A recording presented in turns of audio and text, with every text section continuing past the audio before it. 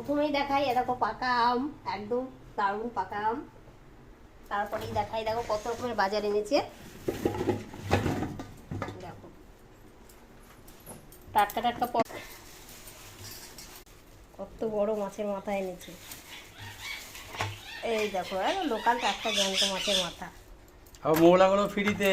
ওরে বাবা, তাই বুঝি? 10 টাকা বেঁচেছিল, 10 টাকার মোহলা দিয়ে দাও। ভালোই হলো, ভাজা খাওয়া হয়ে যাবে। আচ্ছা, আরো আছে, দাঁড়াও। এই দেখো মাথা, আবার কাটা মাছ, মানে কত খাবো বলো তো।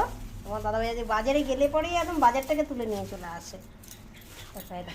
আলু টাটকা মাছ, দারুণ। চলো, জমে যাবে আজ দুপুরটা। আর শুধু এই মাছ কি, আরো মৌলা মাছও আছে।